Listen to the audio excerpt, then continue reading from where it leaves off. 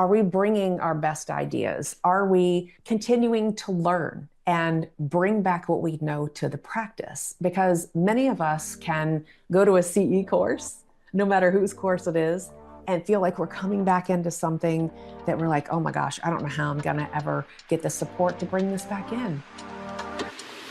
Welcome to the Phil Klein Dental Podcast. What does it mean for dental hygienists to take charge of the operatory? Traditionally seen as supporting roles, hygienists have focused on cleaning teeth and patient education. But our guest today believes they can do much more, enhancing case acceptance, improving clinical outcomes, and elevating overall patient care. Her mission is to empower hygienists to lead, take ownership of their role, and contribute beyond their clinical duties. Stepping into leadership isn't without challenges. Some hygienists struggle with shifting from a reactive to a proactive mindset and navigating team dynamics. Today we'll explore common obstacles and practical strategies to help hygienists implement a leadership-oriented approach. Our guest is Dr. Kelly Tanner. She's a registered dental hygienist who holds a PhD in business and leadership. She leverages her expertise to empower dental teams to enhance productivity and accountability, cultivating a culture of ownership in case acceptance, and strengthening patient-team relationships through trust-building strategies. You could reach her and learn more about her courses at nextleveldentalhygiene.com. Dr. Tanner, it's a pleasure to have you on the show. Phil, thank you so much for having me on again. Please call me Kelly. To begin this episode, Kelly, you talk a lot about taking charge of your operatory, and we're going to get into that in this podcast. What do you mean by taking charge of your operatory? It's really, Phil, about taking charge of yourself and being accountable to you. And we can choose to just be kind of like a part of things in a practice, because if we know about and we're following what's going on in dentistry, folks are disgruntled, they're not happy. How can you look through a different lens to see maybe what the doctor's experiencing, how to be a part of the team differently, and to get out of the way of maybe your own ego and be a part of the we go, of the we, and part of that. So how does the concept of taking charge of your operatory differ from traditional approaches to dental hygiene? And what inspired you to develop this whole career of yours where you teach so much about this? Oh my gosh, I think all of us probably have stories in our lives about looking back and saying, how could I have done that differently? Not necessarily out of regret, but knowing what I know now, how would I go back and do something a little bit differently? And so taking charge of your operatory is more about being proactive versus reactive and co-creating with doctor and your team and bringing ideas and solutions instead of avoiding conversations or what's perceived as conflict, but to seek understanding to grow. So it's really about, what do you want? What do you truly want out of your profession? And are you acting in that way every day to get the knowledge, to seek the knowledge, to do your job better for more clinical efficacy, efficiency, all the things, right, to grow as our patients count on us to do? Are we making assumptions? Do we have biases? Of course we do. So how do we get past that to plug in to the rest of the team, the practice, each other, ourselves? Because we know that whatever we're doing, Phil, it doesn't just stay in the op. It goes home with us. And for how we are affecting or defecting people, it can affect their lives. And you pointed out to me offline, Kelly, how important it is to take control of how we respond to things in the operatory. Every single action that we're taking, that action towards taking charge of our operatory, even without the title, that action that we take is a vote for the person and the situation that we want to become and what we want to attract in our lives. And as a mentor, Kelly, why did you choose to focus on this? Because I am hoping, because I think we've all felt stuck. And I'm hoping that through the stories I tell, through some things that I can offer, strategies I can offer people, and create understanding, that I can inspire and encourage them to reframe their thinking, to lean into what they thought they signed up for in dentistry, helping people. So one of the things that I know you encourage hygienists and dentists to do alike is to stay current as much as they can regarding new changes in dentistry. And this is important because the patient's are reading and learning about this stuff also. So you certainly don't want to be surprised in the operatory. You want to take control of the operatory when you're challenged by a patient, for instance. Talk about that. Because the information keeps changing and the patients have more access to what they're able to read, to understand, to misinterpret as well. They used to feel I remember when they would bring in magazine articles or stuff ripped out of like Good Housekeeping or something next to my op, and now they're pulling up their phone and I don't even know what they're about to show So me. are they challenging some of the care that they're having? Or are they saying that, what are they reading that they're presenting in front of the hygienist, where that hygienist has to be prepared to take control of the message that this patient is providing to them and also keep that patient on track with what they know is correct? Yeah. So when you're in school, you learn about the science and the theory of it. But what we do is we do the applied science and theory, and then you have to learn how to talk to the patient about it and tell them what they have, what you found, and how you're going to help support them and what the problem, the consequence, and the solution is of that. So certain things that they would bring up of fluoride.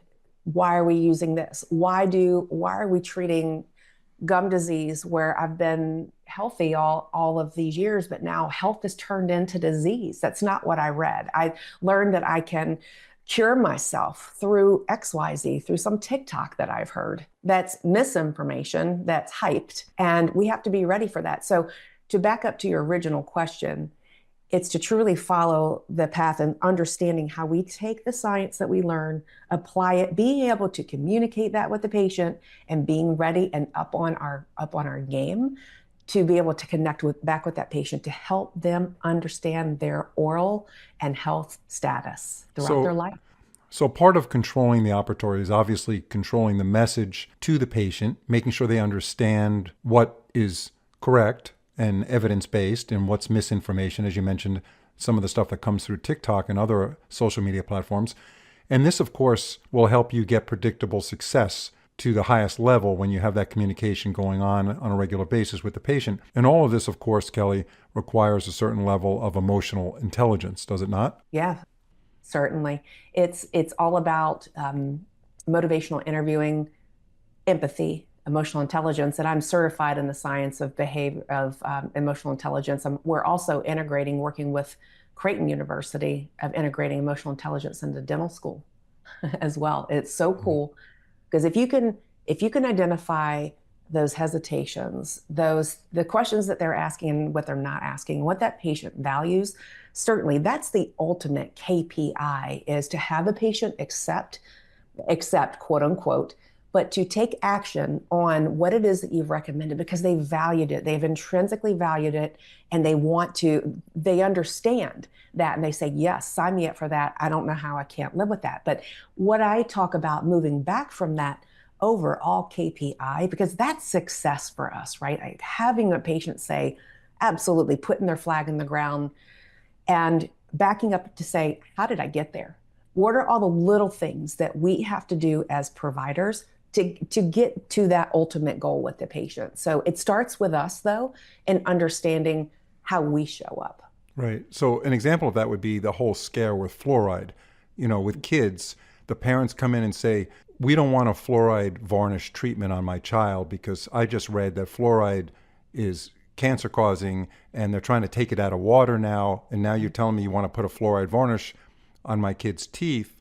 But in reality, fluoride varnish, according to many experts, and I know Voco has pro fluoride varnish, which is a very, very popular one, is probably one of the most important procedures you could do on a 6-year-old, for instance, to save their molars. So we want to do everything we can as hygienists and dentists to save those first molars.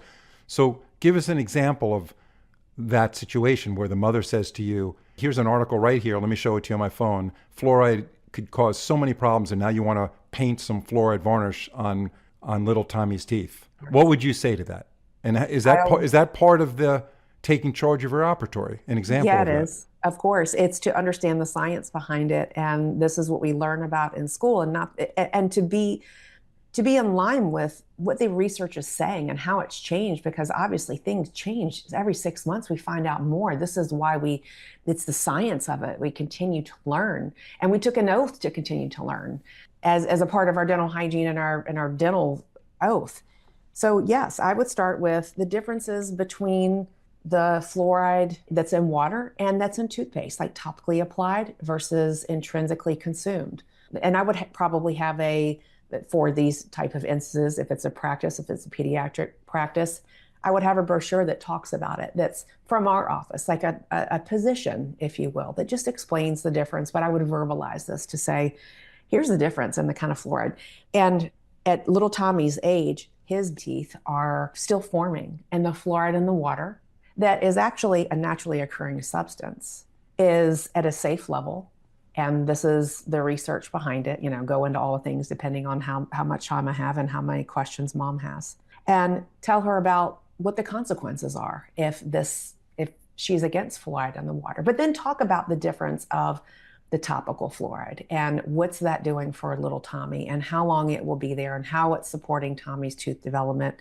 And also the research too about how many school days that children miss because of tooth abscesses and dental issues and pain. Diamante Driver, tell that story about fluoride and access to care. So it depends on the way that the conversation goes, but to be able to tell your own personal stories too, and what you're seeing in the practice, but to ultimately, the mom wants autonomy. We each want autonomy, but to give them the information so they can make those decisions, because that's what we want. So is that some of the emotional intelligence you're talking about, is identifying how to approach patients on an individual basis based on their personalities? Absolutely. It's listening to what they're saying and what they're not saying, and it's how you're asking the question of, tell me more about that. Tell me more about your concern with that.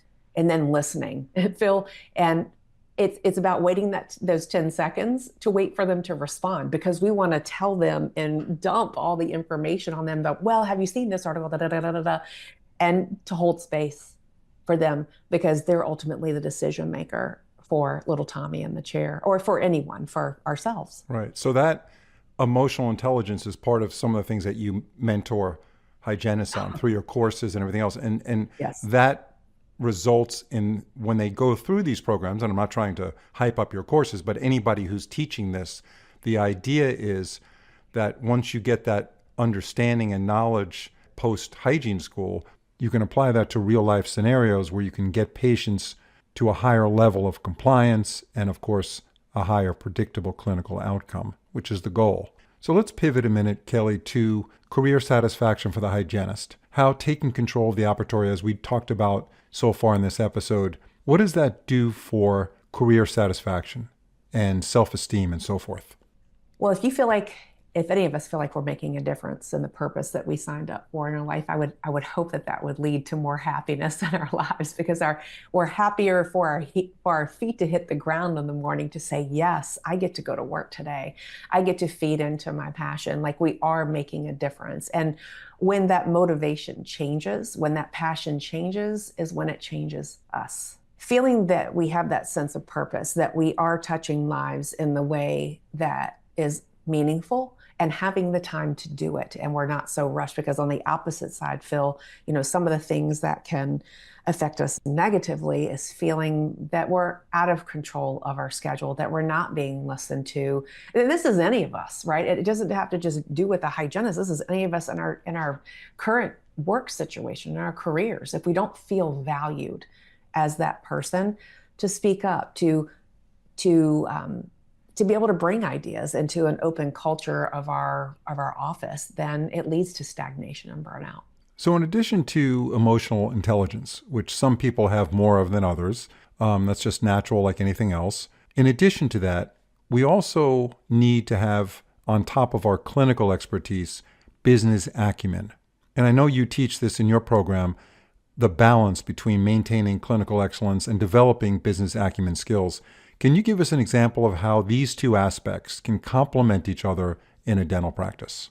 Yeah, I feel like when we take ownership of what we're doing, If we were to approach it as a hygienist, if we were to approach, or well, anyone in the practice, as if we were an associate of the practice, regardless of what our position and title is, whether it's an assistant, whether it's a front office manager, whether it's a hygienist, another dentist, if we were to approach it like it was our business, what would we do? And what would it feel like, and what would you do differently if it were your practice? So then I think that leads into other behaviors that follow. Are we bringing our best ideas? Are we continuing to learn and bring back what we know to the practice? Because many of us can go to a CE course, no matter whose course it is, and feel like we're coming back into something that we're like, oh my gosh, I don't know how I'm going to ever get the support to bring this back in because of whatever that is. Maybe doctor's overwhelmed, isn't as supportive, doesn't believe in it, whatever. But I give the strategies to help them crack that nut, to say, here's how you start. Here's how you have a conversation.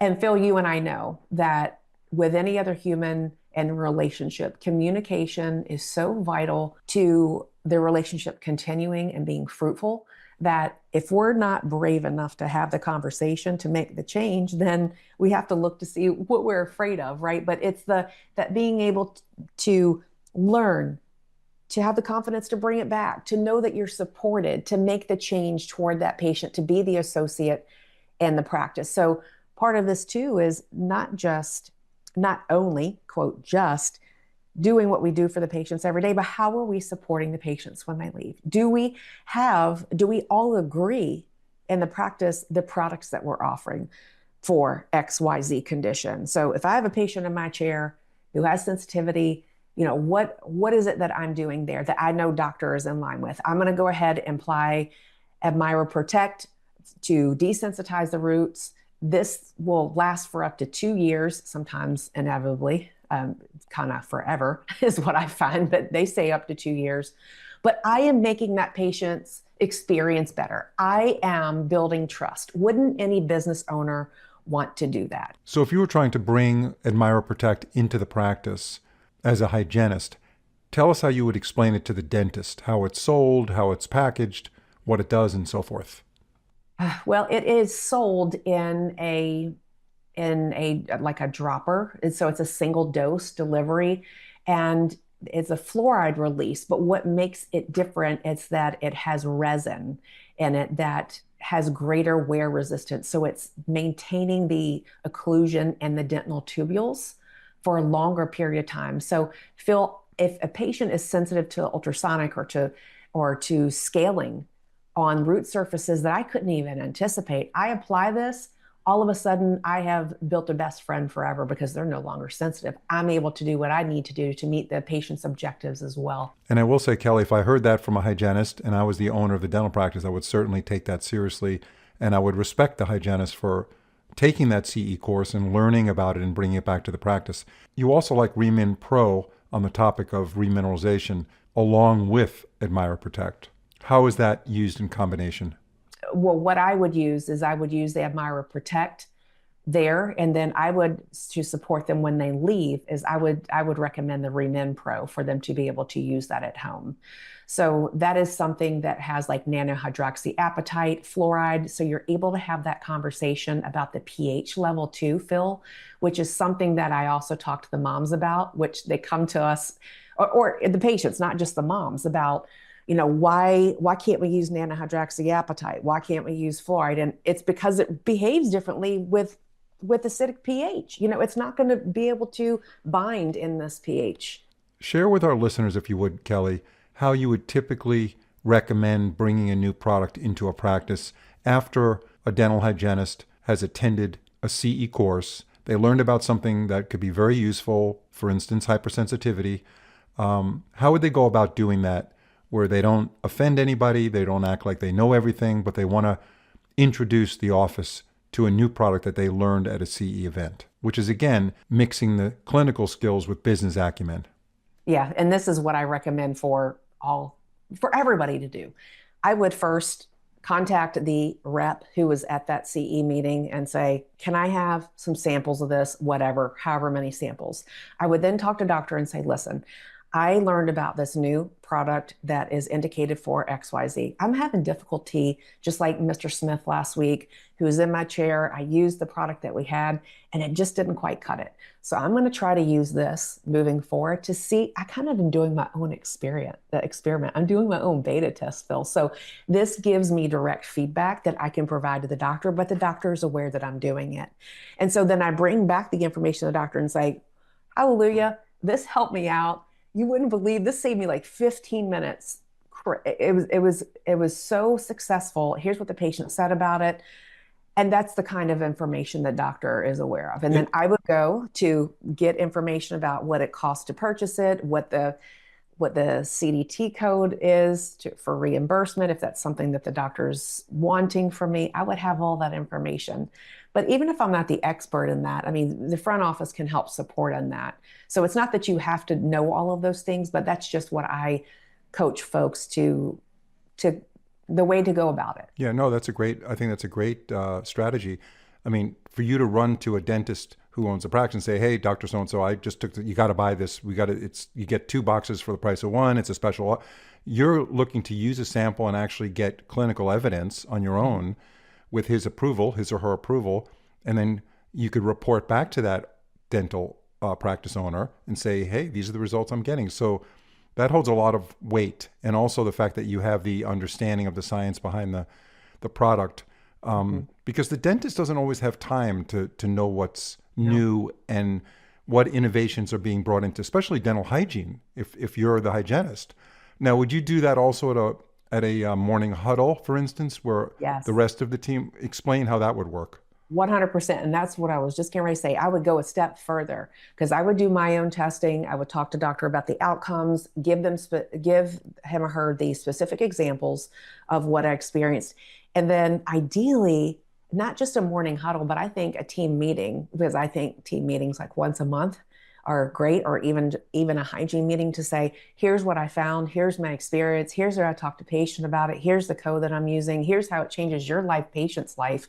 So I would take charge of my app by caring for my team to tell them about and bring that information back to the team to say, here's something I found. So with every team I've been a part of, when I have learned something new, it's my responsibility to bring that information back. And there's no question in my mind, what you're talking about now is having a hygienist rise to a whole new level in their profession. Not only are they doing the clinical work, but now you're saying that you actually are looking deeper into therapeutic products that can actually enhance your predictable success on these patients. So there's so much there beyond the labor of actually cleaning someone's teeth. I mean, that's just so old school, having that mentality where now the information is available. And now, besides understanding how to communicate with the patient, you need to communicate with your boss, right? So that's emotional intelligence. And there's a strategy there. So everything you teach is so applicable to a hygiene's career. And I think when they follow a lot of what you teach, their career satisfaction will just be elevated to a point where they're, like you said, they're going to be very excited to get up in the morning to go to work. If you think about what doctors do, they go to CE, they try the product, they buy the thing, whatever the device, right, the product, get some samples, they bring it back. We're doing exactly what they would do. So we are leading as the provider. So you're duplicating what doctor does and taking charge of your own existence and what you want. Because like Phil, to your point, if the KPI is if the patient accepts treatment, all the little baby steps that happen along the way is you're building trust, that trust transfer. It's delivering on your promises. You're keeping up with everything that you're doing. You're proving to them time and time again that you're looking out for them and you're going to support them all the way through. So as we wrap up this podcast, Kelly, I want to ask you this last question. In your experience, what's the most significant shift in mindset that dental professionals need to make to truly, quote unquote, lead as a provider? Knowing that you don't need a title to lead. Many people wait for a title to lead, like a lead hygienist or a lead dental assistant or the front office manager. Where you are in your life, you bring value and you bring worth. So lead from where you are. Lead from where you are. Very well said, Kelly. Thank you very much. For our audience, if they're looking to reach out to you or get more information about your courses, what's the best way to reach you? So you can go to nextleveldentalhygiene.com. I am also having a dental hygiene retreat in May. If you guys want to go to my website, more information is there. It's in May, hygienists only. It's a restorative transformation. It's about finding you, finding yourself, and then we go into day 2 with learning more about clinical products, how to talk to your patients, how to go through the workflow to make sure that you are reading the patient with emotional intelligence. And then there's also other courses on the website, Instagram, Next Level DH, and would love to help you. I'm only a click away. So that retreat is a little over a month away because it's April 7th today. So where did you say that retreat was taking place? It is in Carolina Beach, North Carolina. It's also, people lovingly refer to it as Pleasure Island. And the dates are May 16th and 17th. We arrive on the 15th there, and it's kind of like come as you can. We have an amazing list of sponsors there to support you. We have sound healing and all kinds of activities to reinvigorate you. Really exciting stuff. Okay, check it out on her website. Thank you so much, Kelly, and we look forward to having you on future podcasts. Thank you so much. Thanks, Phil.